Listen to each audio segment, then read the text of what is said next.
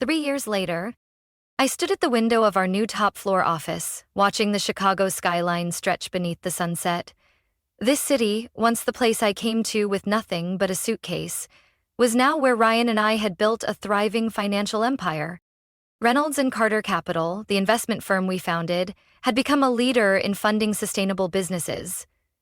We helped small companies find the capital to grow, backed clean energy projects, and proved that profitability didn't have to come at the cost of sustainability.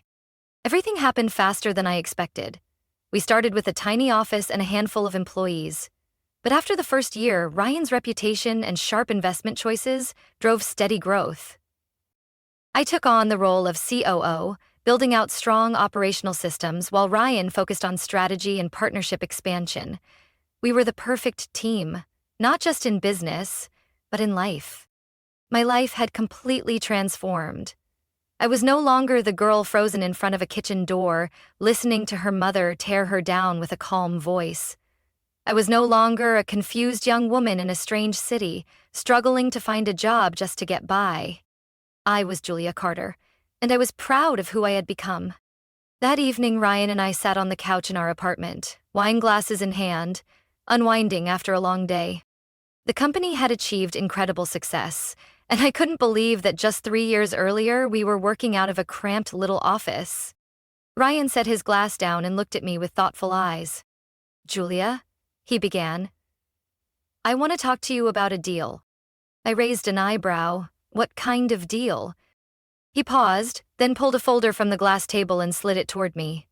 I opened it, and my eyes quickly scanned the printed lines. I recognized the name immediately. Sterling and Dawson Capital. My hand froze, my heart pounded. It was the firm Rachel and William had started together, after betraying me. They had found quick success, leveraging Rachel's industry reputation and their combined connections. But from what I was reading now, things had taken a turn. Sterling and Dawson was on the edge of collapse. Ryan continued, watching me closely. Their firm is drowning in debt. High-risk investments didn't pay off like they expected. They're scrambling to stay afloat. But investors are losing confidence. He paused, then said the most important part. They're looking for a partner to bail them out. I looked up at Ryan, narrowing my eyes slightly. You're saying they want to sell the company?" He nodded. "And I want us to buy it." The air grew heavy. I closed the folder, trying to steady myself. "Why?" I asked, my voice dropping low. "Ryan, you know what they did to me. Why would you want to do this?" Ryan leaned back in his chair, eyes still fixed on me. "Because it's a good deal, Julia. Their firm has a few promising clients and some unfinished projects that could turn profitable with the right management. We can restructure it to align with our values." I stayed silent, fingers tightening around the wine glass. 3 years ago, Rachel and William thought they had won. They took the man I loved, crushed my dignity, and used their status to build their success. And now they were standing at the edge of failure, while I was the one holding their future in my hands. "Julia," Ryan said gently, as if reading my thoughts, "I'm not suggesting this as revenge. I want you to see it as a business opportunity. You'd have the power to lead it, the way you want." I took a deep breath, then slowly set my glass down. "All right," I said, my voice calmer than I expected. "But I have one condition." Ryan raised an eyebrow. "What condition?" I leaned forward, eyes steady. "If we acquire Sterling and Dawson, I want to run it directly. I'll be the one to decide who stays, who goes, and how the company is operated." Ryan smiled. A proud, approving smile. "I wouldn't expect anything less." I sat up straight, a strange calm washing over me. This wasn't revenge. This was control. This was agency. 3 years ago, they thought I wasn't strong enough to move on. Now, they were about to face a new reality. Not only had I moved on, I'd come farther than they ever imagined. 3 months later, the Reynolds and Carter Capital Gala was held at a luxury hotel in downtown Chicago, marking a major milestone in the company's growth. It wasn't just an anniversary event. It was a statement. We had officially completed the acquisition of Sterling and Dawson Capital, The company Rachel and William once proudly built was now under my control. After a full restructuring, I had let go of most of the old staff, kept a few talented individuals, and reshaped the company based on the new values I believed in. And tonight, everyone who mattered in the finance industry was in attendance, including Rachel, William, and my mother. Ryan knew I had gone back and forth about whether to invite them. When I finally made my decision, he simply nodded. "Are you sure?" he asked. I nodded. "I want them to see who I am now." The party unfolded in a dazzling space, with crystal lights reflecting off elegant gowns and tailored suits. I wore a sapphire blue gown, sleek and tasteful, nothing too flashy, and my hair was softly curled and loose. Ryan, as always, looked impeccable in a classic black tuxedo. As the room filled with guests, I played the perfect host, greeting, shaking hands, discussing our company's new direction. But the moment Rachel and William walked in, I knew they had seen me. Rachel looked different from the last time I saw her. The confidence and power she once carried had faded, replaced by a trace of tension in her eyes. William looked tired, the dark circles under his eyes giving him away. They stood at the entrance, stunned as they took in the setting. And then my mother appeared.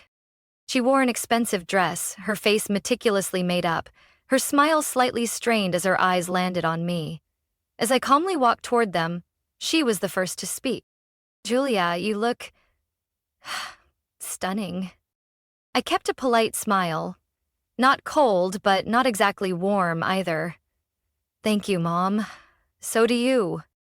Rachel looked me up and down, her expression showing clear discomfort.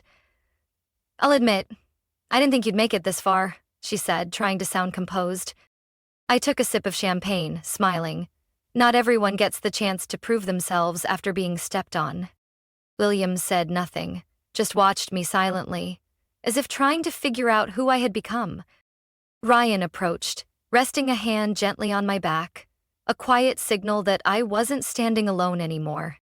"Good evening, everyone," he said, his tone calm but firm. "Hope you're enjoying the party." Rachel pressed her lips together, glancing at Ryan, then back at me. "So, this is why you succeeded?" I let out a soft laugh. "You think I needed a man to get here?" I tilted my head. "You're mistaken. Ryan and I are partners. We built Reynolds and Carter Capital together, brick by brick." My mother cut in, grabbing my hand dramatically. "Julia, I know things in the past hurt you, but I always believed you could do something great." I looked at her, eyes calm. "You never believed in me. You only believed in what you wanted me to become." She blinked as if about to say something, then stayed silent. I realized in that moment she wasn't here to mend anything. She was here to reconnect. Because I had finally made it. Rachel crossed her arms, her tone tinged with sarcasm. "Anyway, this company used to be mine and William's. You must be pretty satisfied sitting in our old seats." I shrugged. "Not really. I didn't buy the company to get revenge. I did it because it was a smart deal. It's just a shame. It could have been something much bigger if the people running it weren't so arrogant." Rachel's face went pale. William looked down at his drink, silent. I didn't feel victorious. There was no thrill or satisfaction in seeing them like this. Only relief. If they hadn't betrayed me, I wouldn't be standing here today. If my mother hadn't dismissed me as useless, I'd never have had the drive to prove her wrong. I didn't need their approval anymore. "I wish you and Willem the best," I said, offering a soft smile. "I hope you both find what truly matters to you." And with that, I turned away, leaving them standing in the middle of the glittering ballroom. Ryan looked at me, his eyes gentle. "You okay?" I took a deep breath, then smiled. More than ever, tonight wasn't about revenge. Tonight was about owning who I was. The gala ended around midnight as the last guests departed with warm congratulations and firm handshakes. I stood on the rooftop of the hotel, the cool breeze brushing past me, my eyes taking in the glowing lights of Chicago below. Ryan stepped beside me, handing me a glass of wine. "Come on, You deserve a moment to enjoy this.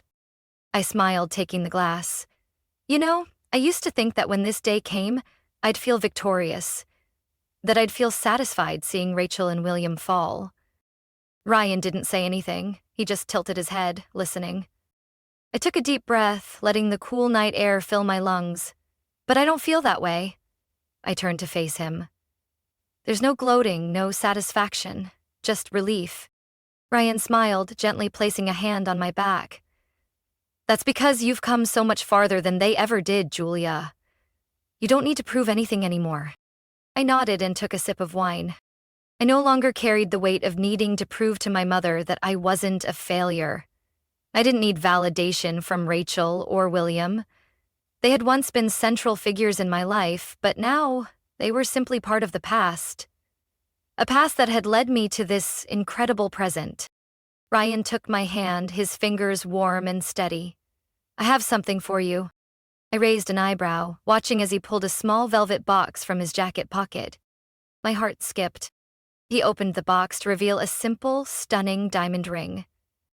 Julia, since the day you came into my life, everything changed. You're not just my business partner. You're the one who made me a better version of myself.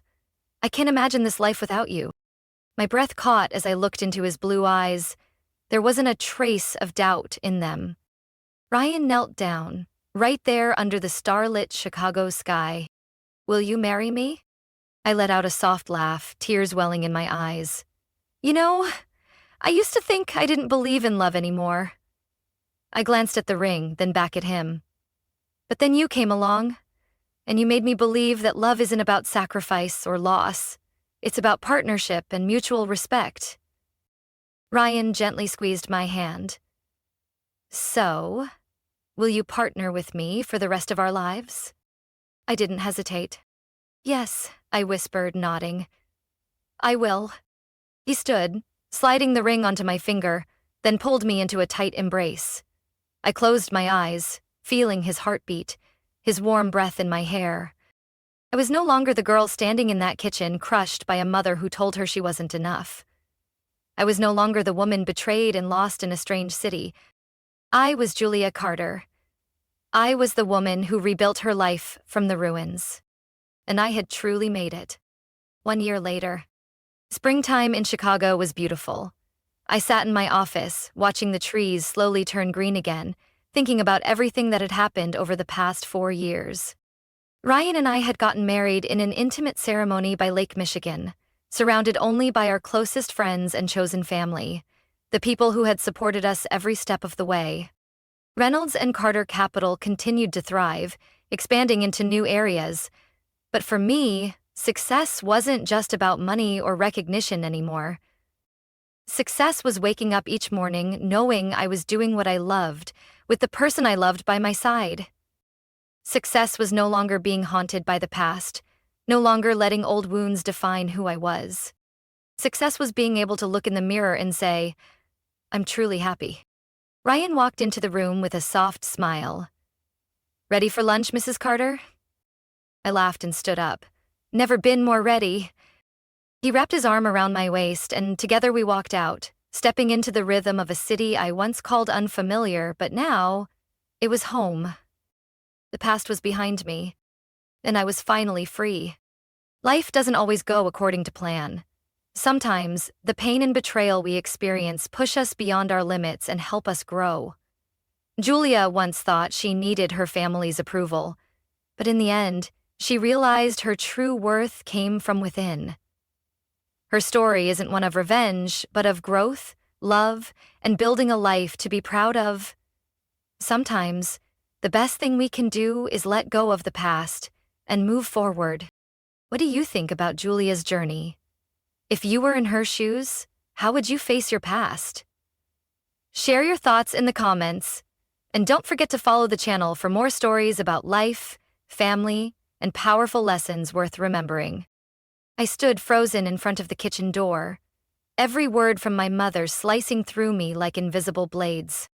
Julia's not right for you. You deserve someone better, my mother, Evelyn, said calmly, as if she were discussing the weather. You know, Rachel has always been ambitious, a strong woman. She's not a dreamer like Julia. My hands clenched into fists without me realizing. On the other side of the door, my boyfriend, William, who had been with me for the past 3 years, said nothing. No denial, no awkward chuckle to lighten the mood, just silence. Then, a sigh. Julia and I have been together for a long time, William said, his voice trailing off, like even he wasn't sure anymore. My mother let out a soft laugh, a sound that weighed heavily on my chest. But think about it. What have you accomplished in the last 3 years? Rachel, on the other hand, just got promoted to department head. Don't you see the difference? Rachel, my sister, the family's golden child, the one my mother never stopped comparing me to. I had known since I was little that in her eyes, I was just a faint shadow next to Rachel. I chose to pursue art, something my mother always saw as meaningless. To her, I was just someone chasing fanciful dreams with no real future. I leaned closer, peeking through the crack in the door. William was still holding the 2 sodas I had asked him to bring for us, but now he seemed to have forgotten I was waiting. He was listening to my mother. No objections? No defense? Instead, he nodded slowly. I saw his eyes shift, from hesitant to thoughtful. A deep ache spread through my chest, making it hard to stay on my feet. I wanted to rush in, to scream, to ask William why he was letting her words get to him. But I didn't. I turned away, trying to steady my steps. That whole evening, I smiled and acted like nothing had happened. That was my first mistake. The changes didn't come all at once, but they were subtle enough for me to notice. William started bringing up Rachel in our conversations. Things like, Rachel had an important meeting today, or, did you hear Rachel just got nominated for an award at work? Became common. At first, I thought he was just trying to get closer to my family. But slowly, I began to notice the look in his eyes when he talked about my sister. Respect. Admiration. Then came the canceled dates. More and more of them. His apologies still sounded sincere, but something felt off. When I asked him about the texts between him and Rachel, the ones I hadn't heard about before, he just smiled.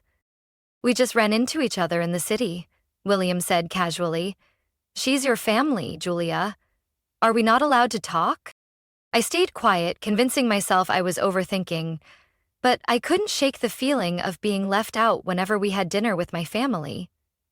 William and Rachel shared something, an invisible bond I couldn't reach. The way they looked at each other, the subtle smiles only they seemed to understand.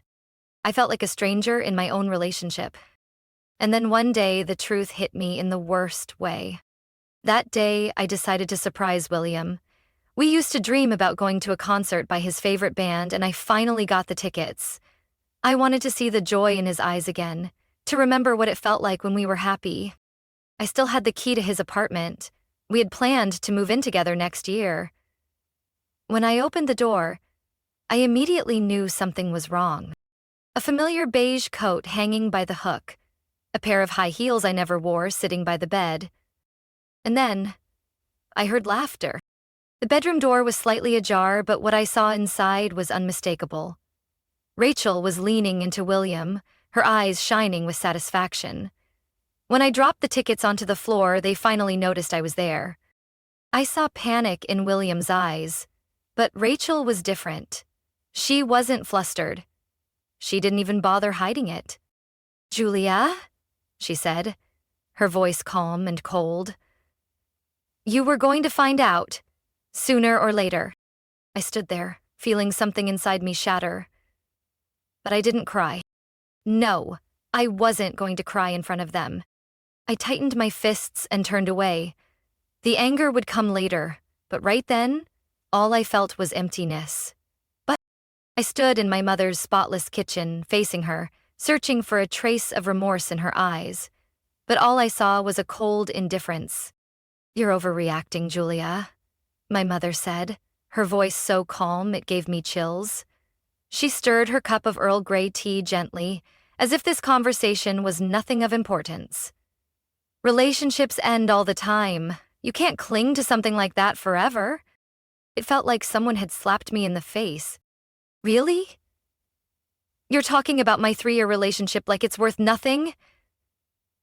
My voice trembled with anger, but my mother just sighed and set her tea down. You've always been a dreamer, Julia, she said, giving me that judgmental look. You're not practical. You have no clear goals. Rachel and William are different. They have ambition, direction. Who can you blame but yourself? I blinked, trying to stay composed. For the first time in my life, I looked at my mother not as the woman who gave birth to me, but as a stranger. Someone who had never truly seen me as her daughter. I think I understand now, I said, my voice dry. You never really believed in me, did you? She didn't deny it. I turned and walked out of the house. And I wasn't going back. I left Philadelphia just 1 week later. My old car was packed with suitcases and cardboard boxes, the remnants of 3 years with William, of a childhood spent trying to win my mother's approval, of all the memories I wished I could forget. My destination? Chicago. No solid plan, no job waiting, just a modest savings account from part-time jobs and a burning desire to start over. It was raining when I arrived. Streetlights reflected in the puddles like glittering mirrors, and towering buildings loomed above me like silent giants. I found a cheap motel in a rundown part of town, where the tiny room smelled musty and the curtains were faded, but at least it was mine. No more William, no more Mom, no more Rachel. Just me and the life ahead. Those first days were anything but easy. I sent out job applications everywhere, from coffee shops to administrative assistant positions. But art wasn't exactly a lucrative field, and my experience didn't help much when trying to break into something entirely different. My savings kept dwindling, and I began to worry. I took a job as a waitress at a small cafe, spending long days on my feet with aching legs. But at least I had enough money to get by. I still remember the first time I stepped into the office building that would change my future forever. It was day 33 in Chicago. I had just enough money to pay rent for 1 more month, and I knew I needed a better job. By chance, while handing out flyers for the cafe, I overheard a group talking about an open position at a financial investment firm. No experience needed, just organizational skills and the ability to handle pressure. I quickly jotted down the address. The next day, I walked into the sleek glass building with a resume in hand. The receptionist gave me a once-over, from my discount store business dress to the worn-out purse I clutched tightly. Do you have an appointment? I heard there's an opening for an administrative assistant, I replied, trying to keep my voice steady. She picked up the phone, had a short exchange, then looked back at me. Please, wait over there. I sat down, my palms damp with sweat. This was the first real opportunity I'd had. I couldn't let it slip away. 30 minutes later, a woman with neatly tied brown hair stepped out. I'm Carol, head of HR, she said, shaking my hand. Julia, right? I just reviewed your application. We're looking for an assistant for one of our young financial analysts, but it's a high-pressure role. I'm not afraid of a challenge, I said immediately. She studied me carefully. Why would someone with an arts background want to work in this field? I took a deep breath and answered as honestly as I could. Because sometimes, to start over, you have to step out of your comfort zone and try something completely new. She was silent for a moment, then nodded. All right, come with me.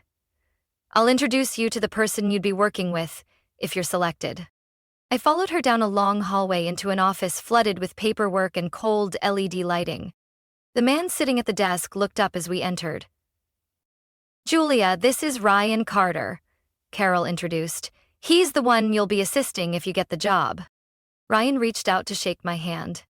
Welcome to the world of finance, Julia. I took his hand, feeling as though a new door had just opened in front of me. I had left the past behind. And now, I was ready to write the next chapter of my life.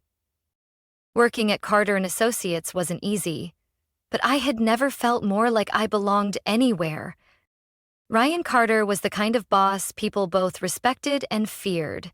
He worked at a relentless pace, setting high standards for himself and everyone around him.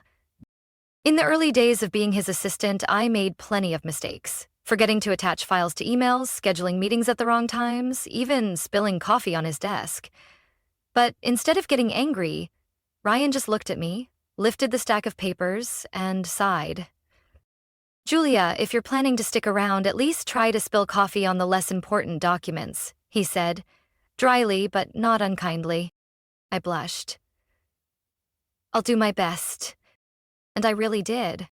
After a few weeks, I started to get the rhythm of the job.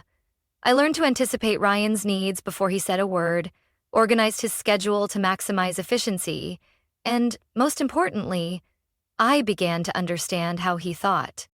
He wasn't just a talented financial investor. He was a visionary. Our quick lunches became opportunities for me to learn from him. Why did you invest in that company instead of a bigger one? I asked as he reviewed a funding deal for a clean energy startup. Ryan raised an eyebrow and set down his coffee. Because they have passion. I don't just invest in ideas, I invest in people. For the first time, I realized the world of finance wasn't just about cold numbers. It was about seeing potential, evaluating character, and believing in the right things. Over time, our relationship slowly moved beyond the confines of work. Late nights at the office turned into deep conversations about life. I told him about Philadelphia, my mother, Rachel, and William. Ryan didn't pity me, and he didn't offer empty reassurances. He just listened, nodding now and then. Maybe you had to leave them behind to find yourself, he said one late night as we shared takeout over his desk. I didn't reply, but his words stayed with me all night. One evening, when work had finally slowed down, we sat together on the rooftop of the office building, watching the lights of Chicago flicker below. Why did you choose this field? I asked. Ryan leaned back in his chair, eyes distant. My dad owned a small business, but he never had the right financial support. In the end, it went under, and I watched my family lose everything. He gave a faint smile. I wanted to create a place where small businesses could find the kind of help my dad never had. I sat there quietly. Maybe, deep down, we weren't so different. In the days that followed, I noticed the way Ryan looked at me had changed. It wasn't the analytical gaze of a boss toward his assistant anymore. It was something warmer, more personal. And then, on a Friday night after a long week of tense investment meetings, he said, "Want to grab dinner?" I blinked.